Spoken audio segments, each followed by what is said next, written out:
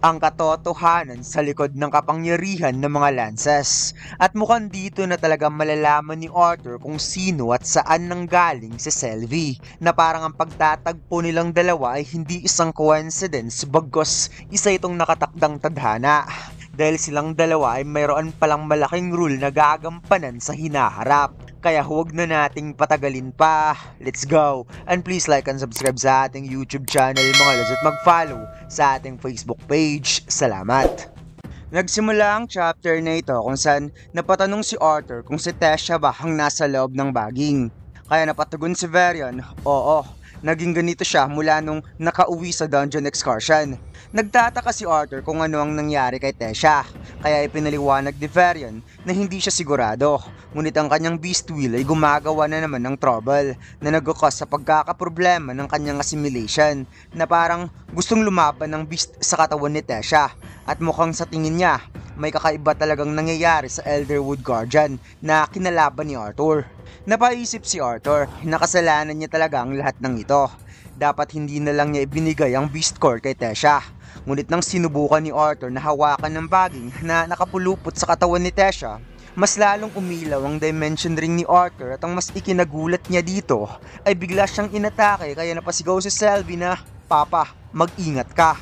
Nagulat si Varian sa nangyari, habang si Arthur ay napatingin sa kanyang sugat na tumatagas ang dugo at napaisip na muntik na siyang mamatay dun. Biglang mas lalo pang nagwala ang mga baging at seryoso na ngayong inaatake si Arthur na parang papatayin talaga siya, hanggang sa nadaplisan ng mukha ng ating bida. Mas lalo pang dumami ang mga baging at yung iba ay nanggagaling pa sa lupa ang mga pag-atake, kaya napabuntong hininga na lamang ang ating bida. Habang si Varian ay napatanong kung ayos lang ba si Arthur, kaya habang iniiwasan ng ating bida ang mga pag-atake, sinabi niya na ayos lang naman ako, ngunit parang may samaatan ng loob ang apo mo sa akin. Sagot ni Varian, "So ngayon ka pa talaga magpapatawa."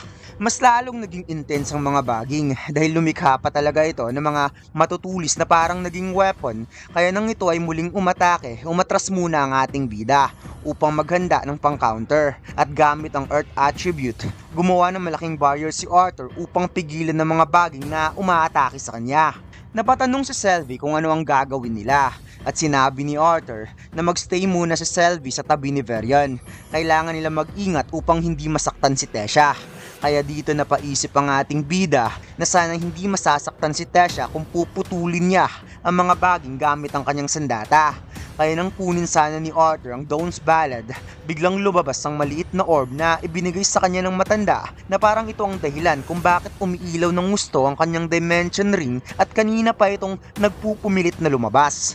Nagulat si Arthur nang lumipad ang maliit na orb sa ere na parang may gusto itong puntahan, kaya napawuwang ating bida nang pumasok ito sa loob ng baging kung saan nang doon si Tesha. Nagkaroon ng matinding liwanag ang mga baging na parang mayroong light magic sa loob na bigla na lamang sumabog, kaya mga baging ay nagkawatak-watak habang si Tesha ay lumutang sa ere. Kaya habang nagsisitalsika ng mga naputol na baging kay Arthur, nakita niya na parang hinihila pa itaas ng maliit na orb si Tesha habang unti-unti naman itong pumapasok sa katawan nito. Kaya nang tuluyang nakapasok ang maliit na orb ay mas lalo pang nagkaroon ng matinding liwanag habang unti-unti namang bumabalik ang tunay na kulay ng buhok ni Tesha. At ang mga itim na baging kanina ay bumalik na rin sa kanilang tunay na kulay. Unti-unting bumaba ang katawan ni Tesha, kaya kaagad tumakbo si Arthur at kumuha ng kumot from Dimension Ring upang saluin at takpan ang buong katawan ni Tesha. Lumapit si Varian at si Selvi at napaisip ang matanda na hindi niya alam kung ano ang ginawa ng batang to sa kanyang apo, ngunit muli na naman itong iniligtas si Tesha, kaya sobra siyang nagpapasalamat. Maya-maya nagising na si Tesha at napatanong kung bakit nakahiga siya sa ground, kaya nang naidilat ni Tesha ang kanyang mga mata, nakita niya ang blurred na image ng kanyang grandpa kasama si Arthur, na makikitang sobrang saya ni Varian na makitang okay na ang kanyang apo, at si Arthur naman ay parang nag-aalala. Kaya sa sobrang saya ni Tesha ay kaagad siyang tumakbo, kaya napa-open arms kaagad si Varian para yakapin ang apo, ngunit nilagbasan lang siya at ang niyakap ay si Arthur, kaya napasabi na lamang ang kawawang Varian sa sarili, nagkamali ka ata ng niyakap apo. Napangiti na lamang si Arthur at hinaplos ang ulo ni Tesha, at si Tesha naman ay hindi may paliwanag ang kanyang saya na nararamdaman nang nakitang ligtas si Arthur, at si Arthur ay napabuntong hininga na lamang na napasabing, "Oo, ligtas ako, Tesha." Pagkatapos lumipat ang eksena kung saan tuluyang nagpahinga si Tesha sa hospital, at si Arthur naman ay hindi pa rin makapaniwala kung bakit ang maliit na orb na ibinigay sa kanya ng matanda sa elixir shop ay lumipad na lamang ng ganon at pumasok sa katawan ni Tesha, at mukhang sa ngayon ayos lang naman ang pakiramdam nito, o talaga bang nakatulong kay Tesha ang orb na yon kaya kailangan niya talagang balikan ng store na yon. Maya-maya lumapit ang doktor at sinabi kay Berion na okay na ang pakiramdam ni Tesha. Stable na ang kanyang vitals at ang kanyang mana circulation ay hindi na napipigilan. Kaya sobrang saya ni Arthur at Berion nang nalaman ang balitang ito. Ngunit sinabi ng doktor na bagamat ayos na ang lahat, may mga bagay pa rin na hindi nagme-make sense sa core ni Tesha. Dahil kahit ang isang dark yellow core mage ay hindi kayang i-measure ang mana core nito. Hindi makapaniwala si Varian kaya kaagad niya itong nilapitan upang i-check nang malaman kung ano nga ba talaga ang nangyari. Ngunit bigla na lamang nandilat ng kanyang mga mata at hindi makapaniwala na napasabing hindi ito maaari. Kaya napatanong na rin si Arthur kung ano nga ba talaga ang nangyari kay Tesha. Napaluhod si Varian at sinabi kay Arthur na si Tesha ay mas okay pa sa alright. Ang hindi niya inaasahan ay ang core nito na ngayon ay nasa almost initial na bilang isang silver core mage. Pagkatapos habang naglalakad papalabas sina Arthur at Varian, napatanong si Arthur kung ayos lang ba kung iiwan nila mag-isa si Tesha doon. Kaya napatugon si Varian na okay lang naman si Tesha. Pagod lang ang katawan nito dahil nagawa nitong malagbasan ng 3 stage sa iisang bagsakan, at kapag ito ay nagising, dadalhin niya kagad ito pabalik sa castle ng Eleanor. Habang naglalakad palabas, sinabi ni Arthur na napaisip siya recently lang. Gusto niyang malaman ang patungkol sa mga lances. Wika ni Varian na naikwento na sa kanya ni Cynthia ang nangyari, kaya tinanong niya kung ano ang gustong malaman ni Arthur patungkol dito. Nasagot naman ng ating bida na gusto lang niyang malaman kung gaano sila kalakas. Kaya wika ni Varian, kung ikaw ang tatanungin ko, ano sa tingin mo? Gaano kaya sila kalakas? Hindi sumagot si Arthur, bagamat napaisip na nangangailangan pa ng 20 solid yellow core mage upang mapigilan ng isang silver core mage. Ngunit ang tanong niya, gaano nga ba ka-exponential ang pagtaas ng kapangyarihan sa pagitan ng isang silver core at isang white core mage? Napapikit mata si Varian at sinabi na siya ay isang middle silver core mage at parang kailangan ata ng 10 Varian para pigilan ng isang middle white core mage papunta sa gilid, at para naman kay Cynthia na isang high silver core mage ay kailangan ata ng at least 6. Kaya seryoso namang sumagot si Arthur, ganun ba? Ganun ka kahina? Kaya kinurot ni Varian ang mukha ni Arthur at sinabing, hindi ako mahina, bata ka. Ganun lang talaga sila kalakas. Napahawak si Arthur sa kanyang muka at gusto niya talagang malaman kung saan nanggagaling at paano lumakas ng ganun ng isang white core mage, at yung iba pang mga lance ay ang babata pa, ngunit sobrang lalakas na nila. I mean, gusto lang niyang malaman kung anong dahilan nila kung bakit hindi nila maaaring kunin ng 3 kingdom kung ganun sila kalakas. Imagine, 6 na lances, sobrang dali lang i-take down nun ang isang trono. Napatingala na lamang si Varian at sinabing hindi nila kayang gawin yon dahil nagiging white core mage lang sila matapos silang parangalan bilang mga lances. Nagulat si Arthur sa kanyang narinig kaya tinanong niya kung ano ang ibig sabihin ni Varian, kaya pinaliwanag ng matanda na ito ang dahilan kung bakit ang mga royal family ay nananatili pa rin sa kanilang kapangyarihan simula pa nung nabuo ang 3 kaharian. Wika ni Varian na mayroon siyang sasabihin kay Arthur at ang mga royal family lang ang nakakaalam sa impormasyong ito at walang sino man ang makakaalam sa sasabihin niya. Kung kaya tinanong ni Varian, Arthur, naniniwala ka ba sa mga deities? Ipinaliwanag ni Varian na during sa Beast Era, ang mga elves, human at dwarves ay mga nomadic. Naglalakbay sila kasama ang kalahi nila at nakikipagkita lang sila sa ibang lahi para lamang makipag-trades. Mayroon silang sari-sariling kultura at paniniwala at maayos ang relasyon ng bawat isa.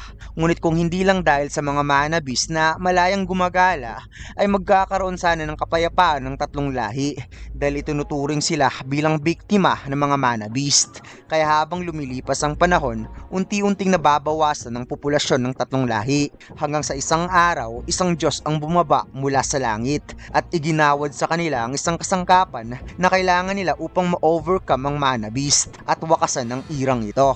Nagpakita ang Diyos sa tatlong royal family na ngayon ay kinikilala natin bilang mga ninuno, which is ang royal family ng Grisander, Glader at ang Erelet. Iginawad ng Diyos sa ating mga ninuno ang 6 na artifact na paghati-hatian ng tatlong individual from 3 royal family upang maging mga hari. Ngunit hindi nakalaan sa tatlong hari ang mga artifact na ito upang gamitin nila. Sa halip, dapat nila itong ipagkaloob sa dalawa nilang pinakamalakas na nasasakupan sa ilalim ng isang soul oath at seremonya ng pag-knight. Ang artifact na ibinigay sa kanila ay nagbigay rin ng kaalaman na kailangan nila upang magamit ang isang makapangyarihang enerhiya na nag-exist sa paligid, which is ang mana. Inutusan ng tatlong hari ang 6 na artifact users na ituro ang kanilang mga bagong natututunan at kapangyarihan sa mga capable at may potensyal na siyang dahilan kung bakit nalikha ang unang henerasyon ng mga salamangkero. Kaya ang mga elves, human at dwarves ay nagsama-sama upang itaboy at itulak ang mga mana beast sa bangin na ngayon ay tinatawag nating beast glades. Kaya dahil dito, nagkaroon ng tunay na kapayapaan at winakasan ang beast era at minarkahan ang simula ng panibagong era. Nagpa siya ang tatlong lahi na maghiwalay ng mapayapa sa natural na paraan at ang bawat isa ay naghanap ng lugar na maaari nilang tawagin bilang isang tahanan, isang lugar na akma sa kanilang kultura at paraan ng kanilang pamumuhay. Ang hari ng mga tao ay pumunta sa kanluran kung saan ang lupa ay mapatag at sagana, isang tunay na lugar na angkop sa kanilang pagunlad. Samantalang dinala naman ng hari ng mga elf ang kanyang mga nasasakupan sa hilaga, kung saan maaari silang mamuhay ng may pagkakaisa kasama ang mahiwagang kagubatan at ang mga nilalang na naninirahan dito. Habang inakay naman ng hari ng mga dwarf ang kanyang mga nasasakupan patimog sa lupain kung saan sagana ang lupa at ang mga mamahaling metal at mga hiyas.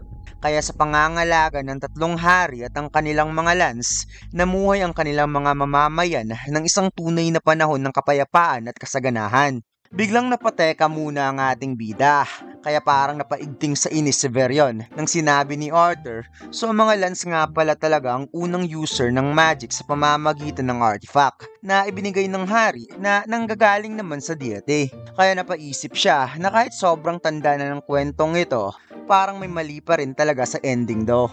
Paano naman ang war sa pagitan ng elves and humans? Asaan napunta ang mga lands? Kaya hindi napigilan ni Verion ang sarili na kurutin ng tainga ni Arthur sa sobrang inis dahil talagang may nangyaring kakaiba sa mga lands dahil hindi pa siya tapos sa kwento. Papunta na sana siya dun.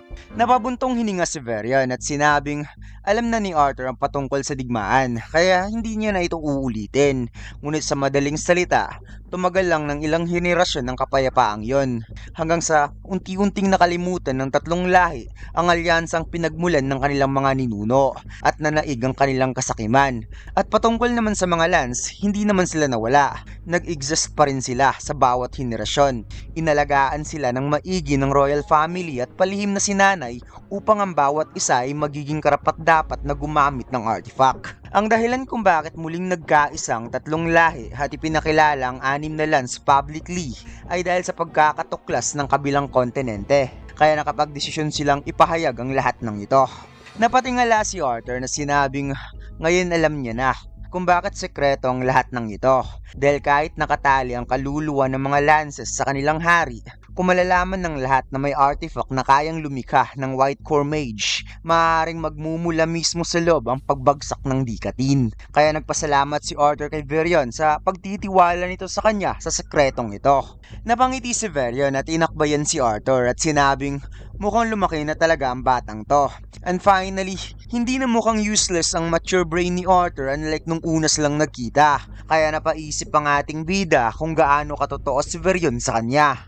Biglang nagsalita si Verion na napasabing, Arthur, sinasabi ko to sa'yo dahil may malaki kang rule na gagampanan sa lahat ng ito. Kaya napawat ang ating bida na wika ni Verion. Ang iyong band ay hindi isang magic beast, bagos siya ay isang jede. Kaya nang nakita ni Arthur si Selvie na natutulog at tumutulo pa ang laway, sinabi niyang, Diyos, sa tingin mo Diyos ba to? Napatawa na lamang si Verion na sinabing, pakinggan mo muna ako. Ipinaliwanag ni Verion na mga deities ay hindi katulad sa sinasabi ng libro patungkol sa isang god. Ipagpalagay na lang nating sila ay mga nilalang na kayang mag-ascend from what we consider na ang kanilang mortal na katawan ay fully harmonized by mana. Napatitig si Arthur kay Selvie at sinabing, ito ba ay dahil siya ay isang dragon?